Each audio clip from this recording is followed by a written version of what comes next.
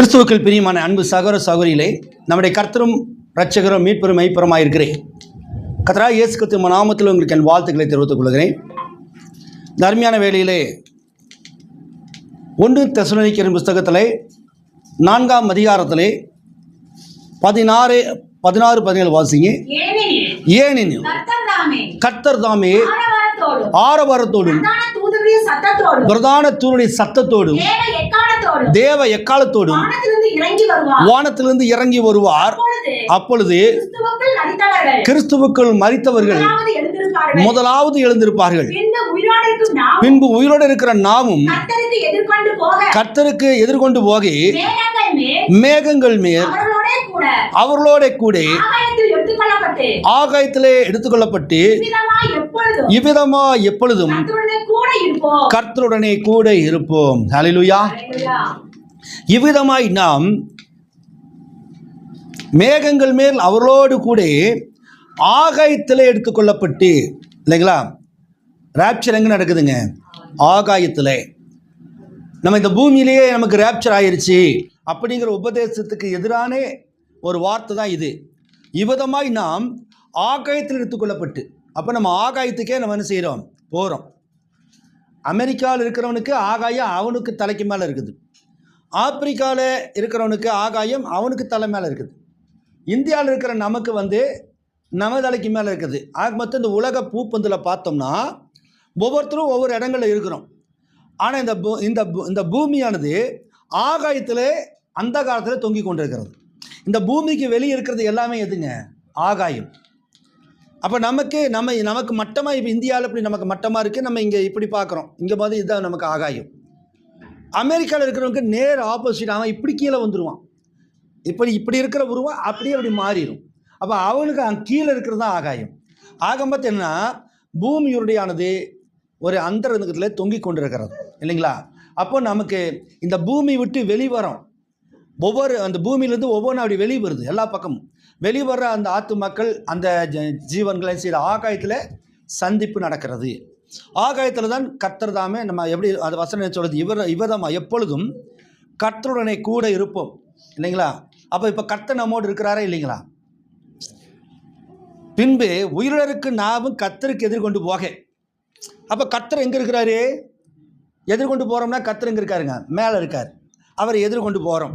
எதிர்கொண்டு போக மேகங்கள் மேல் அவர்களோடு கூட ஆகாயத்தில் எடுத்துக்கொள்ளப்பட்டு இவ்விதமாக எப்பொழுதும் கர்த்தருடனே கூட இருப்போம். இப்போ நம்ம எல்லா சபைகளையும் பிரசங்கம் நம்மளே என்ன செய்கிறோம்? கிறிஸ்து எங்கே இருக்கிறாரு? நமக்குள்ளே இருக்கிறாரு. நமக்கு ஆண்டவர் அப்படி தானே சொன்னார். நான் போய்ட்டு மறுபடியும் உங்கள் இடத்துல திரும்ப வருவேன்னாரு. நான் உங்களுடைய கூட இருக்கிறேன் அப்படின்றாரு. இப்போ வசனம் பவுல் எழுதுறாரு, இவ்விதமாய் கர்த்தருக்கு எதிர்கொண்டு போவோம், கர்த்தருடைய கூட இருப்போம். அப்படின்னு என்ன அர்த்தம்? கர்த்தர் மேகத்தில் ஆகாயத்தில் இருக்கிறாரா? இப்போ நமக்குள்ள மனவாட்டிக்குள்ளே இருக்கிறாரா? யார் ஒருத்தர் சொல்லுங்க. கர்த்தர் மனவாட்டிக்குள்ளே இருக்கிறாரா? ஆகாயத்தில் இருக்கிறாரா?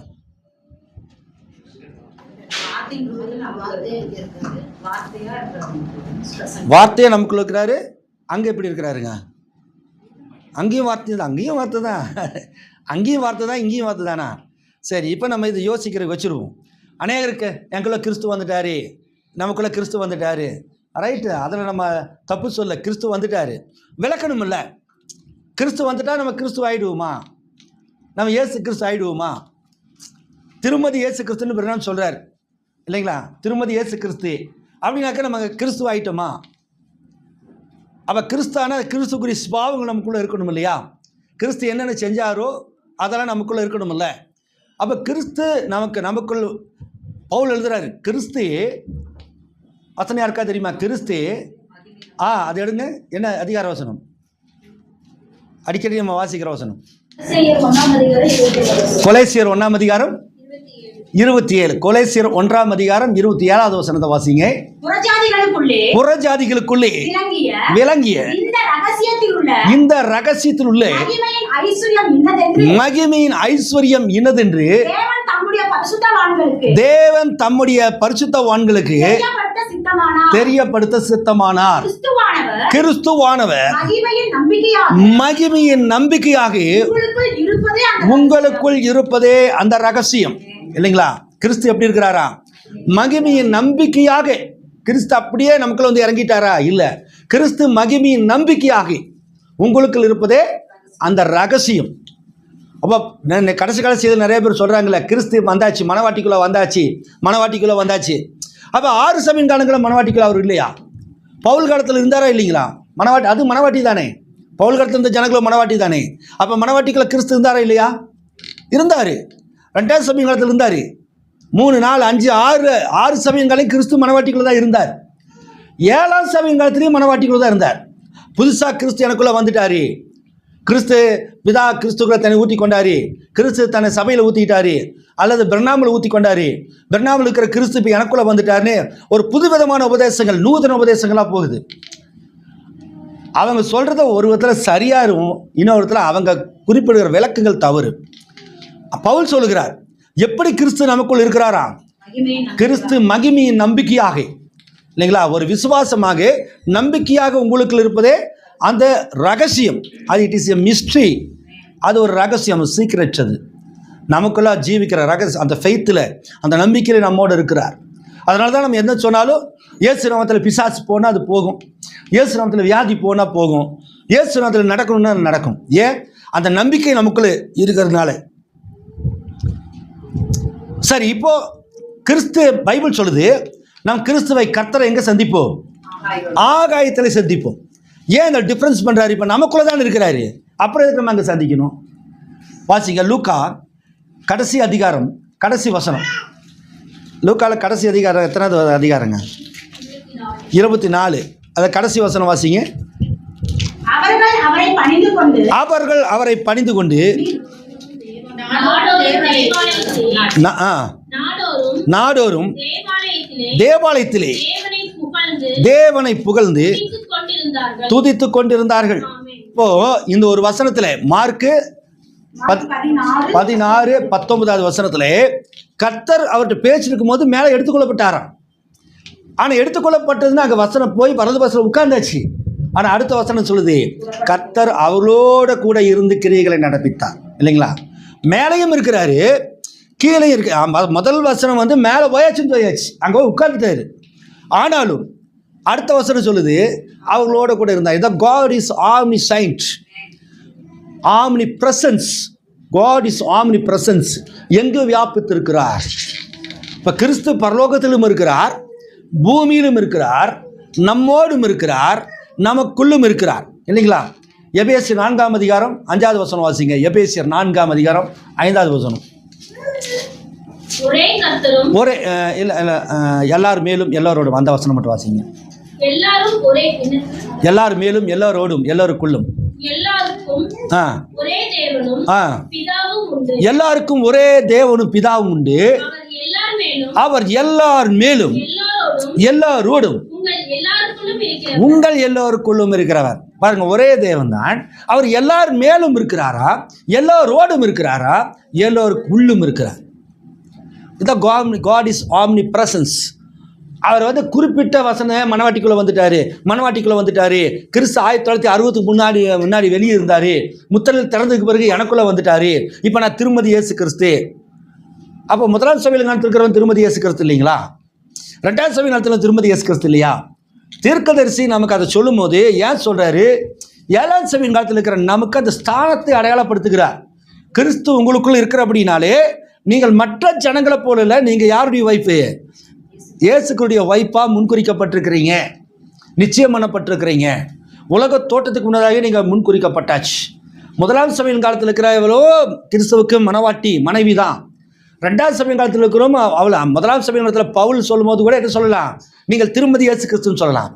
ஏதோ இப்போ புதுசாக தீர்க்கதரிசி சொன்ன மாதிரியும் நம்ம சபையில் வந்து இப்போதான் திருமதி இயேசு கிறிஸ்துன்னு சொல்கிற மாதிரியும் இருக்குது. அதனால் நீங்கள் அதை கன்ஃபியூஸ் பண்ணிக்க கூடாது. இன்னைக்கு நிறைய தவறான உபதேசங்கள் அப்படி இருக்கிற, கிறிஸ்து வந்தாச்சு நமக்குள்ள இருக்கிறாருங்கிறது. 1963 மேகஸ்தம்பத்தில் முத்திரைகள் வெளிப்படுத்துவதற்காக தேவனுடைய பிரசன்னம் அங்கே இறங்கி தேவன் தன்னை அடையாளப்படுத்தி இந்த கடைசி நாட்களுக்குரிய செய்தி கொடுத்தது உண்மைதான். அது ரகசிய வருகையினுடைய 2வது பாகம், அதில் மாற்றமே கிடையாது. ஆனால் அது நிமித்தம் நம்ம ஒரு உபதேசத்தை வித்தியாசமாக எடுத்துக்கொண்டு போய் கிறிஸ்து எனக்குள்ளே வந்துட்டாரு, இனிமேல் நான் திருமதி இயேசு கிறிஸ்து என்னை எல்லாமே நிமித்து அந்த மாதிரி அர்த்தத்துல எல்லாம் கிடையாது. புரியுதுங்களா? ஆண்டவருக்கு நம்ம மனைவிங்கிற ஸ்தானத்தில் நியமிக்கப்பட்டிருக்கிறோம். கல்யாணம் ஆகல, நியமிக்கப்பட்டிருக்கிறோம், நிச்சயிக்கப்பட்டிருக்கிறோம். இதை தான் நமக்கு. அப்போது முதல் ரேப்சரில் பைபிளில் முதல் ரேப்சர் ஆனது யாருங்க? ஏனோக்கு இல்லைங்களா? முதல் பைபிள் ரேப்சர் ஆனது ஏனோக்கு. வாசிங்க ஆதியாகமத்தின் புஸ்தகத்தில் அதை எடுத்து வாசிங்க. ஏனோக்கு தேவனோட சஞ்சரித்து கொண்டிருக்கையில் காணப்படாமல் போனான், தேவன் அவனை எடுத்துக்கொண்டார். ஏனோக்கு தேவனோடு சஞ்சரித்து கொண்டிருந்தான், அவன் காணப்படாமல் போனான். அப்படின்னாக்க தவறான உபதேசக்காரர்கள் நிறையா கொடுக்குற டெஃபினேஷன் என்னன்னாக்க திடீர்னு அவன் மறைஞ்சு போயிட்டான்னு நீங்கள் நினைக்காதீங்க. நம்ம உலகத்துக்கு இதுவரைக்குமாக வேறொரு காட்சியில் இருந்தோ, நம்ம கெட்டவனாக இருந்தோ, குடிகாரனாக இருந்தோ, மோசமானவனாக இருந்தோ, ஆனால் இப்போ நம்மளை அவங்க பார்க்குறது நம்மளை வித்தியாசமாக பார்க்குறாங்க, நம்மளை பைத்தியக்கார மாதிரி பார்க்குறாங்க. என்ன இவன் பாவம் செய்ய மாட்டானா, அவன் இயேசுவை தொழுது கொள்கிறானா அப்படின்னு பார்ப்பாங்க. அந்த டைமென்ஷன் தான் காணப்படாமல் போகிறது, அதுதான் ரேப்சரு அப்படின்னு அவங்க சொல்கிறாங்க. ஆனால் பைபிள் வசனம் சொல்லுதுனாக்கு ஏனோக்கு இங்கிலீஷ் பைபிள் அதை வாசிங்க. ஏனோக்கு காணப்படாமல் போனான் இல்லைங்களா? அதிகார வசனம் சொல்லுங்க. ஆதியாகமம் 5:24. And Enoch walked with God, and he was not, for God took him. Bible எப்படி போட்டிருக்குது? And Enoch walked with God, அவன் தேவனோடு, இங்கிலீஷில் என்ன போட்டிருக்குதுங்க? தேவனோடு நடந்தான். வாக்டு அப்படின்னு போட்டிருக்கு. நடந்தான். he was not, அவன் அங்கே இல்லை. வேற டிரான்ஸ்லேஷன் இருந்தால் பாருங்க, அதில் என்ன இருக்குது? he was notனா இருக்குது. சரி, he was not அப்படின்னு இருக்குங்க. அதுக்கு அர்த்தம் எபிரேயர் 11ஆம் அதிகாரம் 5வது வசனம் வாசிங்க. எபிரேயர் 11:5. விசுவாசத்தினாலே ஏனோக்கு மரணத்தை காணாதபடிக்கு எடுத்துக்கொள்ளப்பட்டான். விசுவாசத்தினாலே, அது இங்கிலீஷ்ல வாசிங்க. விசுவாசத்தினாலே ஏனோக்கு மரணத்தை காணாதபடிக்கு எடுத்துக்கொள்ளப்பட்டான். இங்கிலீஷ்ல எப்படி இருக்குதுங்க? எபிரேயர் 11:5.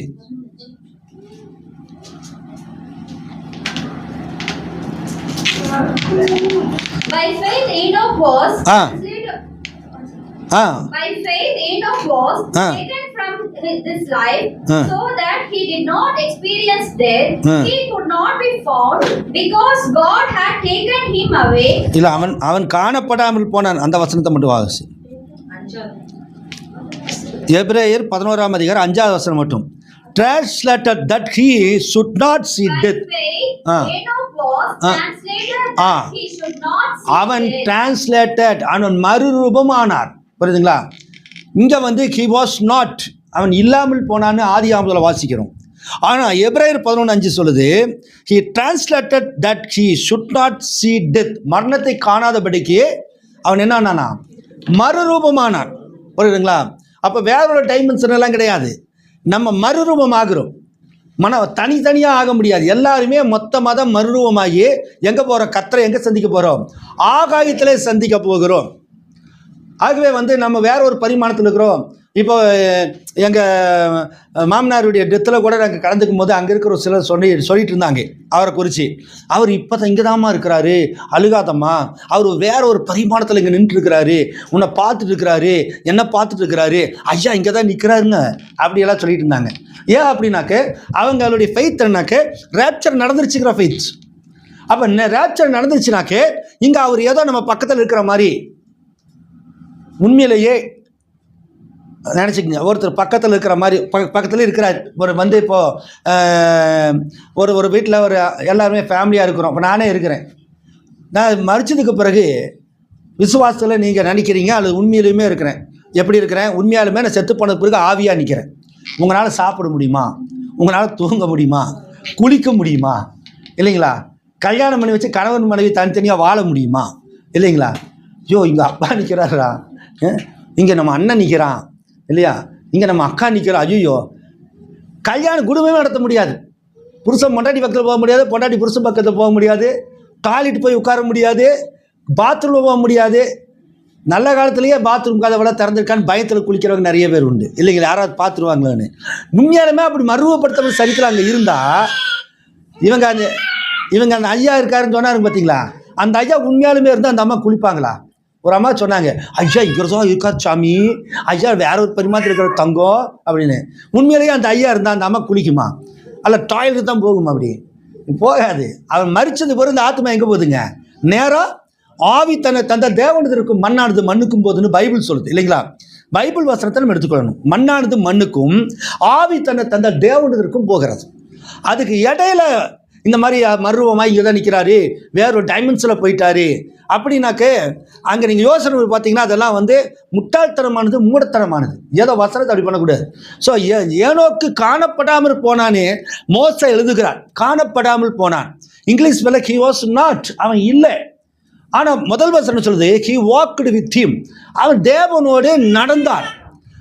தமிழில் ஏவா அபிஷேக் அவனை தொடாத நீ பாட்டுக்காரு விளையாண்டு இருக்கட்டும். அவன் தேவனோடு இருந்தான், தேவனோடு சஞ்சரித்தான். ஆனால் தமிழில் இருக்குது, இங்கிலீஷில் அவன் என்ன செஞ்சான்? வாக் பண்ணான், தேவனோடு நடந்தான். அப்போ தேவனோடு நடக்கிறது இல்லைங்க. ஒரு ஃப்ரெண்டுக்கு டெய்லியும் வந்தால் என்னென்ன பேசுவாங்க, நேரம் போகிறதே தெரியாமல். சில நேரங்கள் பார்த்தா ஃப்ரெண்டுக்கு மொட்டை மாடிக்கு போய் பேசிகிட்டு இருப்பாங்க, ஃபோனில் பேசிகிட்டு இருப்பாங்க, தெரு முனையில் இருந்து பேசிகிட்டு இருப்பாங்க. நாங்களாம் அந்த காலத்தில் இந்த மாதிரி டெலிவிஷன் கிடையாது, செல்ஃபோன் கிடையாது. நானெல்லாம் வாலிபர் சின்ன பையனாக இருக்கும்போது அந்த மாதிரி 4 புக்கு 4 கார்னர் இருக்கும். இங்கே ரத்னபுரியில் 4 கார்னர் இருக்குது. அங்கே தான் பசங்களாம் நிற்போம். அன்னிட்டு என்ன மாப்பிள்ளை எப்படியா இருக்க, என்னாச்சு போட, இப்போ தான் டியூட்டி முடிஞ்சுது அப்படி இப்படின்னு ஒருத்தராக பேசும்போது எல்லா பாய்ஸ் எல்லாம் அங்கே நின்றுக்கிட்டு சிகரெட் தம் அடிச்சுக்கிட்டு அப்படியே நேரம் போகிறதே தெரியாது. நைட்டு 10-11 மணிக்கு போலீஸ் ரைடு வரும், ஜீப்பில் வரும். எல்லாம் நிற்காது, ஓடுங்க அப்படிம்பாங்க. அப்புறம் அவன் மிரட்டினது பிறகு நாங்கள் மறுபடியும் வந்துடுவோம். நைட்டு 12 மணி வரைக்கும் பேசிகிட்டு இருக்கோம். காலையில் வேலைக்கு போகலினாலும் ஃப்ரெண்டுக்கெல்லாம் அங்கே நின்றுட்டு நிற்பாங்க. போகிற வர்றவங்களை வேடிக்கை பார்த்துட்டு கிண்டல் பண்ணிட்டு கேள்வி பண்ணிக்கிட்டு, அதை ரோட் சைடு ரோமியான்னு சொல்லுவாங்க அந்த மாதிரி. அப்போ அந்த மாதிரி பாய்ஸ் அந்த காலத்தில் அங்கங்கே இருப்பாங்க. அப்புறம் அதுக்கு பிறகு டீ கடைகள் இல்லைங்களா, மன்றங்கள், பார்பர் ஷாப்பு, இந்த மாதிரி இடங்கள்ல நேரம் போகிறதே இருக்காது. இந்த பார்பர் ஷாப்பில் பார்த்திங்கன்னா எல்லாம் பெருசுங்க, எல்லாமே வயசான டிக்கெட்டுகளாக இருக்கும்.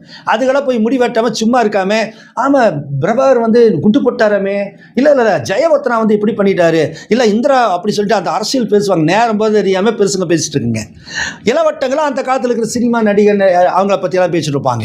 இதை நேரம் ஒரு ஃப்ரெண்டும் பேசும்போது நேரம் போகிறதே தெரியாமல் பேசுகிற மாதிரி ஆண்டவரும் ஏனோக்கும் பேசும்போது 2 பேரும் வாக் பண்ணாங்கன்னா, நடந்து கொண்டாங்கன்னா என்னெல்லாம் பேசியிருப்பாங்க. அவங்க தேவன் என்னென்ன காரியத்தையெல்லாம் சொல்லியிருப்பார். ஏனோக்கிட்ட சொல்லுவார் இல்லையா, இப்போ நீ வந்துருவேன் மேலே வந்துடுவேன், வந்ததுக்கு பிறகு இன்னும் உலகம் 6000 ஆண்டுகள் போகும். யார் தீர்க்கதரிசியாக வருவா? பிறக்காத மோசையை பற்றி, பிறக்காத பிரணாமை பற்றி, பிறக்காத எலியாவை பற்றி, பிறக்காத எரேமியை பற்றி எல்லாம் ஏனோக்காண்டு சொல்லியிருக்க மாட்டாரா? ஏன்னா ஃப்ரெண்ட்ஸ்னா என்ன, மனைவிகிட்ட சொல்ல முடியாத விஷயத்த கூட என்ன செய்வாங்க, ஃப்ரெண்ட்ஸ்கிட்ட ஷேர் பண்ணுவாங்க. அந்த மாதிரி தேவன் ஏனோக்கோடு சஞ்சரித்தார். 2 பேருமே சஞ்சரித்து 2 பேருமே நடந்தார்கள். ஆகவே அந்த வார்த்தையானது ஏனோக்குள்ளே போகும்போது அவன் சரீரமானது என்னாச்சா, பவுல் எழுதும்போது டிரான்ஸ்லேஷன் ஆயிடுச்சு, மறுரூபமானது இல்லைங்களா. நடந்தான்ங்கிறக்க இங்கே எபிரேயர் 15 மறுரூபமானது டிரான்ஸ்லேஷன் ஆயிடுச்சு. டிரான்ஸ்லேஷன் ஆனதுக்கு பிறகு கர்த்தர் அவனை என்ன செஞ்சாராம், அப்படிதான் இருக்குதுங்க, தேவன் அவனை எடுத்துக்கொண்டார், அவ்வளோதான். அப்போ அந்த ரேப்சருங்கிறது ஏனோக்குக்கு உண்மையிலேயே அவன் போயிருப்பானால் நம்மளும் அதே மாதிரி நம்ம சரீரம் மறுரூபமாகி எடுத்துக்கொள்ளப்படுறதுல போகும். அல்லேலூயா. அது ஆவிக்குரியதாக மாறாது. சரி, இயேசு கிறிஸ்து மரித்து உயிரோடு எழுந்துச்சிட்டார். மத்தேயு 27 45 வசனமா?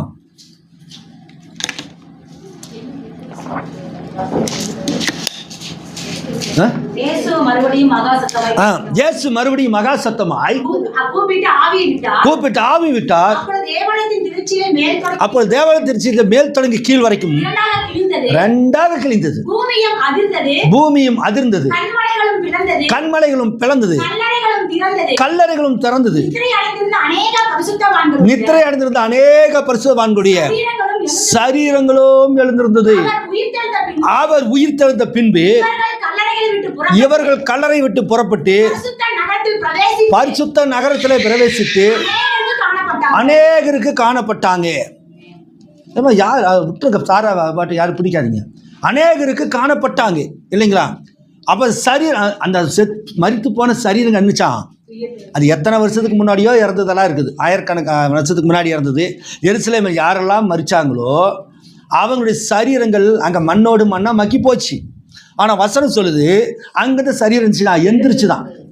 அது உண்மைதானது, ஆவிக்குரிய அர்த்தம் கிடையாது. அது உண்மையிலேயே எந்திரிச்சுது. எந்திரிச்சு அநேகருக்கு உயிர் தெழுந்து கல்லறைகளாம் திறந்து உயிர் தெழுந்து அநேகருக்கு காணப்பட்டாங்க. அப்போ அந்த சம்பவம் மறுபடியும் இப்போ நம்ம காலத்தில் நடக்கணுமா நடக்கக்கூடாதுங்களா? கண்டிப்பாக நடக்கும். அது நேற்றும் என்று மாறாத தேவன் அன்றைக்கு அந்த காலத்தை வைத்திருப்பானால் இன்றைக்கும் மரித்த பரிசுத்தவான்கள் காட்சியில் வருவாங்க. இன்னைக்கும் நம்முடைய சரீரம் மறுரூபமாகும். நம்முடைய சரீரம் மறுரூபமாகாது. நம்ம வாட்டுக்கு இப்படியே தான் இருப்போம். வார்த்தையில் நீங்கள் போகிறதா அவரோட நடக்கிறது. வார்த்தை உங்களுக்குள்ளே வர்றதா நீங்கள் மறுரூபமாகிறது. வார்த்தை உங்களுக்குள்ளே வர்றதா நீங்கள் ரேப்சர் ஆகிறது. 7வது முத்திரை நீங்கள் புரிஞ்சுக்கிட்டா அதுதான் ரேப்சரு. நீங்கள் நினைக்கிற மாதிரி கல்லறையெல்லாம் திறக்கும், அங்கெல்லாம் வெளியே வருவாங்க, அப்போ எல்லா உலகத்துல எல்லாம் பார்ப்பாங்க அப்படிங்கிற மாதிரியெல்லாம் இல்லைன்னு ஒருத்தர் சொல்கிறாங்க. தவறான உபதேசக்காரங்க. சாப்பிட்றதுக்காரர் நினைக்கிறது என்ன, கல்லறையெல்லாம் டபன்னு வெட்டிச்சு வரும், எல்லாம் மறிச்சு போனவங்களாம் வருவாங்க, எல்லாரும் பார்க்கலாங்க அப்படின்னு அவங்க நினைக்கிறாங்க. தீர்க்கதரிசி அதுவும் தப்புன்றார். ரகசிய வருகை தெரியாது, ராப்சர் நடக்கிறது தெரியாதுன்றார். ஆனால் யாருக்கு தெரியும்? ஒரு கூட்டம் மனவாட்டிக்கு தெரியும் இல்லைங்களா? அப்போ மரித்த பரிசுத்தவான்கள் சரீரத்திலிருந்து எழுந்து ஆவிக்குரிய சரீரத்தை எடுத்து அன்னைக்கு அப்போஸ்தலர்களை சந்தித்திருப்பார்கள். ஆனால் இன்றைக்கும் அவர்கள் நம்மளை சந்திப்பார்கள். யாரு? நம்ம காலத்தில் புதிய ஏற்பாட்டு சபையில் மரித்த பரிசுத்தவான்கள் 1ஆம் சபையின் காலத்திலேருந்து 7ஆம் சபையின் காலத்து வரைக்குமாக நமக்கு முன்னாடி யாரெல்லாம் மரித்தாங்களோ ரேப்சர் நடக்கும்போது அவர்கள் அப்படியாக நம்மோடு கூட வந்து நம்மளை பார்ப்பாங்க. அந்த சரீரம் மறுரூபம் அடையும். ஏனோக்கு பூமியில் தேவனுடன் சஞ்சரிக்கும் போது சரீரம் மறுரூபம் அடைஞ்சது உண்மையாக இருக்குமானால் இன்றைக்கு நம்முடைய சரீரமும் வார்த்தையோடு இணையும் போது மறுரூபம் அடையும். அல்லேலூயா. அல்ல அப்படியெல்லாம் இல்லை பிரதர், ஆவிக்குரிய அர்த்தம்னாக்கா அது இட் இஸ் ராங். வாசிங்க, இயேசு கிறிஸ்துவை பற்றிய வெளிப்படுத்தல் பாகம் பார்ட் 2 பாகம் 2ல் 820வது பேரா எடுத்து வச்சுக்கோங்க. இப்போ வாசிக்க வேண்டாம், எடுத்து வைத்துக் கொள்ளுங்கள். இன்னொன்று 7 முத்திரைகளின் புஸ்தகம் 7 சீல்.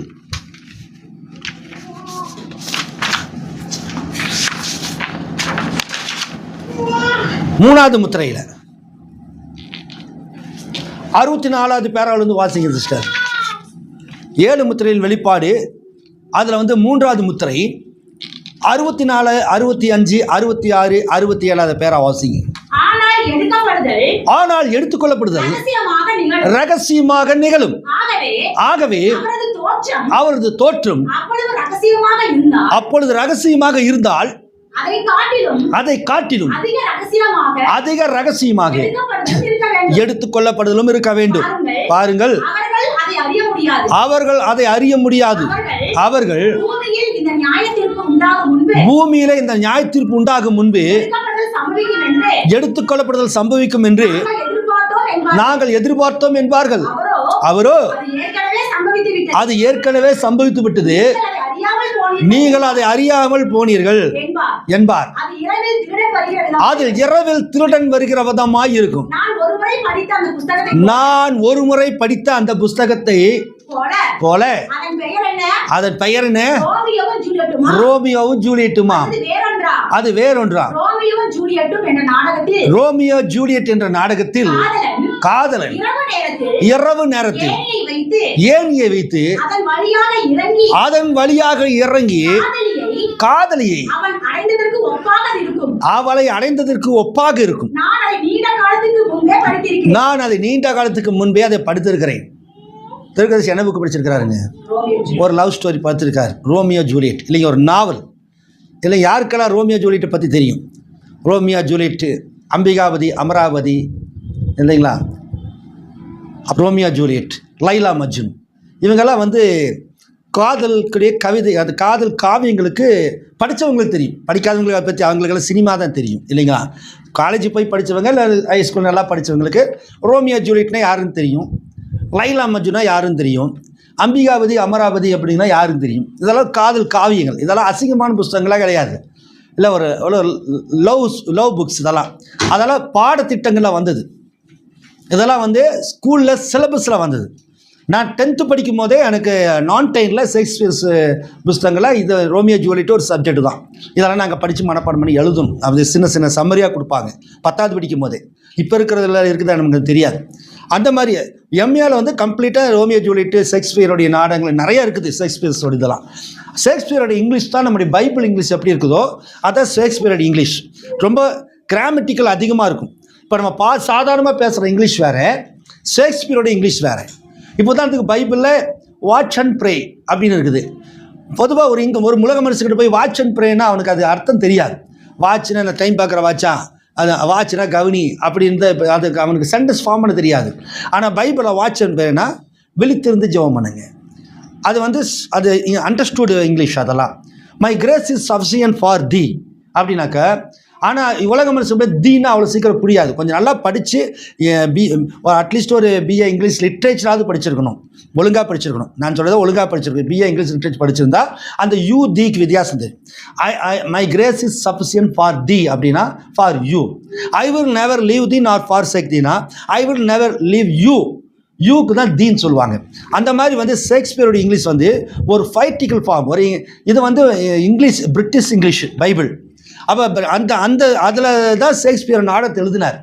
ஆகவே இப்போ தமிழில் வந்து நிறையா மொழிகள் வந்து நமக்கே தெரியும். அப்போ திருக்குறள் எடுத்துட்டாச்சுன்னா துப்பார்க்கும் துப்பாய்க்கும் துகும் மலை. நம்மளால் தமிழ்நாட்டுக்காரங்க தானே. இப்போ யாரையாவது உனக்கு அதுக்கு அர்த்தம் தெரியுமாப்பா? தமிழ் தானே நீ, தமிழ்நாட்டில் தானே வாழ்கிறேன். துப்பாய்க்கும் துகும் மலை அர்த்தம் சொல்லு. தெரியல பாருங்க, தமிழ் தானே இது. அப்போ இது என்னன்னா ஒரு செயல் நடை இல்லைங்களா? திட்டவனுக்கும் திட்டாதவனுக்கும், நல்லது செய்கிறவனுக்கும் நல்லது செய்யாதவனுக்கு கிணறு எப்படி தண்ணி கொடுக்குதோ அந்த மாதிரி எல்லாத்துக்கும் இறைவன் தண்ணி கொடுப்பார். துப்பாய்க்கும் தூகும் மலை. அந்த மலை நல்லவன் கட்ட எல்லாத்துக்குமே பெய்கிற மாதிரி நல்லவனும் வந்து எல்லாத்துக்கும் உதவி செய்வான் அப்படிங்கிறதுடைய அர்த்தம். ஆனால் நமக்கு அது தமிழ் தான் நமக்கு தெரியாது இல்லைங்களா? அந்த மாதிரி தமிழில் எத்தனையோ செயல் நடைகள்லாம் உண்டு. ஆற்று பெருக்கற்று அடிசுடும் அண்ணாலும் ஊற்று பெருக்கால் உலகூட்டும் ஏற்றவருக்கு நல்ல குடி பிறந்தார் நல்குந்தார் ஆனாலும் இல்லைன மாட்டார் இசைந்து இல்லையா? அதுக்கு வந்து இப்போ திடீர்னு யாராவது கேட்டால் தெரியுமா? எவ்வளோ படிச்சிருந்தாலும் தெரியாது. தமிழ் தான். அப்போ தமிழ் இலக்கியம் படித்தவங்களுக்கு தான் அது தெரியும். அதுபோல் ஷேக்ஸ்பியருடைய இங்கிலீஷு அந்த நாடகம் படித்தவங்க தெரியும். தீர்க்கதரிசி அவர் 7வது படிச்சிருக்கிறாரு. ஆனாலும் அவர் அந்த புக் எடுத்து படிச்சிருக்கிறாரு. அவர் நாவல் அது ஒரு லவ் நாவல். அது அந்த காலத்தில் வந்து மேக்ஸிமம் பார்த்தா இல்லை புக்கு படிக்கிறவங்க தான். நம்ம தமிழ்நாட்டில் கூட தொலைக்காட்சியெல்லாம் இல்லாத காலங்களில் வந்து எல்லாமே நாவல்கள் தான் படிப்பாங்க. எல்லாமே இந்த கதை புக்குகள். கடைசியாக வந்த இந்த ஒரு 80s 90s பார்த்தீங்கன்னாக்கா இந்த ராஜேஷ்குமார், ராஜேந்திரகுமார், அப்புறம் சிவசங்கரி, அப்புறம் லட்சுமி, என்னங்க சுஜாதா, இவங்க எழுதுகிற நாவல்ஸ் தான் அதிகம். அவங்கெல்லாம் வந்து அதை தான் படிப்பாங்க. மதியானம் எல்லாம் சாப்பிட்டு முடிச்சதுக்கு எல்லாம் வேலைக்கு போயிடுவாங்க. பெண்கள் எல்லாம் இந்த சிவசங்கரி கதை, சுஜாதா எழுதின கதைகள் இதெல்லாம் எடுத்து ராணிமுத்துன்னு வரும். அந்த ராணிமுத்துக்கு பின்னாடி பார்த்தீங்கன்னாக்க இதுக்கு பதில் கொடுத்தா ரூபாய் 1000 பரிசுன்னு அது கேள்விகள் பொறுப்பான், 10 கேள்விகள். அதையெல்லாம் என்ன செய்வாங்க, ஃபில்லப் பண்ணி அதை போஸ்ட் அனுப்புவாங்க. அதனால் வராது. அது ராணிமுத்துன்னு புக்கு வரும். அந்த காலத்தில் அது ஒரு ரூபா கொடுத்து வாங்குறது ரொம்ப கஷ்டம். அதனால் என்ன பண்ணுவாங்க, ஒரு புக்கு வாங்கினாங்கன்னா அந்த காம்பவுண்டுக்கு அது ரவுண்டு வரும். அது அந்த மாதிரி அந்த காலம். அந்த புக்கு படிக்கும் போது ஏதோ சீரியலுக்குள்ளே, இப்போ பொம்பளை சீரியல் பார்க்குறாங்க இல்லையா, அது மாதிரி சீரியலுக்குள்ளேயே போன மாதிரி அந்த புக்கை திரும்ப படிப்பாங்க. பிடி சாமி கதை எடுத்துட்டிங்கனாக்கா பேய் கதை பண்ணுங்க. அதை படிச்சுட்டு பயந்துருவாங்க. நான் தான் படித்து நைட்டில் கத்திருக்கிறேன். அதெல்லாம் பயந்து அளந்து சின்ன பையனில் படிச்சுட்டு. அந்த மாதிரி பிடி சாமி நாவல். ராஜேஷ்குமார், ராஜேந்திரகுமார்லாம் அவங்க யங்ஸ்டர்ஸ்க்கு தகுந்த மாதிரி எல்லாமே டிடெக்டிவ், எல்லாமே துப்பறி நாவல்கள். அதெல்லாம் இது போக பழைய சங்கர்லால்னு சொல்லி துப்பறியும் சங்கர்லால்னு இருந்தா அப்படி அவங்க கதை எடுத்திங்கன்னா எல்லாமே டிடெக்டிவ், எல்லாமே துப்பறிகிற கதை. ஒரு மர்டர் நடத்துறது எப்படி கண்டுபிடிப்பாங்க, ஒரு பொருள் காணாமல் போயிடும், அது இன்ட்ரெஸ்டிங்காகவே அதுக்குள்ளே போவான். அந்த மாதிரி ஷேக்ஸ்பியருடைய அந்த நாவல்கள் அவ்வளோ இன்ட்ரெஸ்டிங். நிறையா சப்ஜெக்ட் இருக்குது ஷேக்ஸ்பியரில். அதில் வந்து நல்லா அந்த இங்கிலீஷ் தெரிஞ்சவங்க அந்த நாட்களில் இருந்திருக்காங்க. பிரணம் அதை படிச்சிருக்கிறார். அதான் அவர் சொல்கிறார், அதை வாசிங்க மறுபடியும். நான் ஒரு முறை படித்த அந்த புஸ்தகத்தை போல அதன் பெயர் என்ன? ரோமியோவும் ஜூலியட்டுமா. அந்த புஸ்தகத்தை போல அதன் பேர் என்ன? ரோமியாவும் ஜூலியட்டுமாம். அது வேறொன்றா?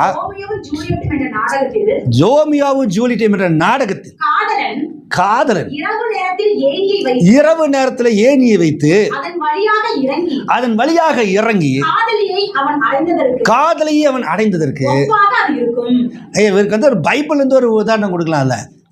எத்தனை இருக்கு? ஈசாக்கை பற்றி சொல்லிட்டு வந்தார் நிறையா.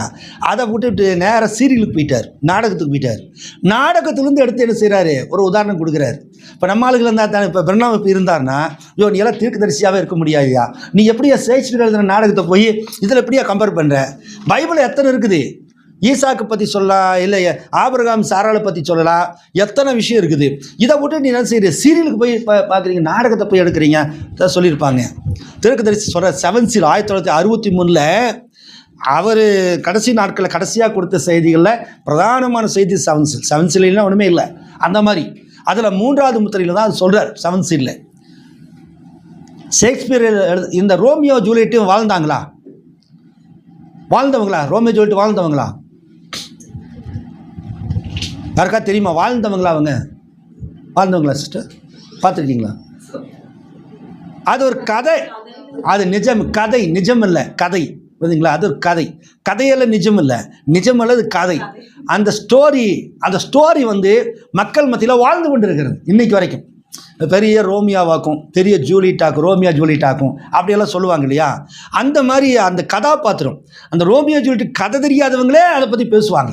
ஒரு பெரிய ரோமியோ ஜூலியட் லவ்ப்பா அப்படிம்பாங்க. ஆனால் அவங்க கேட்டால் தெரியாது. ஏன்? அந்த ஷேக்ஸ்பியருடைய காவியங்கள் எல்லாம் மக்கள் மனசில் பதிஞ்சிருச்சு. இன்றைக்கும் அது அந்த காவியங்கள் வாழ்ந்து கொண்டு இருக்கிறது இல்லைங்களா? அதில் அவர் ஷேக்ஸ்பியர் அந்த நாடகத்தை எழுதினாரே தவிர இந்த கதையை பல்வேறு ஆசிரியர்கிட்ட திருடி எழுதியிருக்கிறார். வேற கதாசிரியர் எழுதியிருக்கிறாங்க. அதுலேருந்து சிலதெல்லாம் எடுத்து கனெக்ட் பண்ணி அதை நாடக வடிவத்தில் கொடுத்துருக்கிறார். ஷேக்ஸ்பியர் எழுதின நாடகத்தில் இன்னொரு நாடகம், முக்கியமான நாடகம் இருக்குது. சொல்லுங்க பார்க்கலாம். என்னம்மா? பிஏ இங்கிலீஷ் லிட்ரேச்சர் மலிக்கராயம் பிள்ளை என்ன அது சொல்லு. அது என்ன? அது சம்பவம், அந்த நாடகம் சொல்லு. அது தலைப்பு சொல்லாது. அது என்ன சம்பவம்? ஜூலியஸ் சீசரை பற்றி அவர் எழுதின நாடகம். புரியுதுங்களா? தெரியுமில்ல? ஜூலியஸ் சீசரை பற்றி தெரியும் இல்லைங்களா? அவர் எழுதின நாடகம் தான். இந்த மாதிரி நாடகங்களில் வந்து விசேஷமானது தான் இந்த ரோமியோ ஜூலியட் நாடகம். Hallelujah, hallelujah, hallelujah.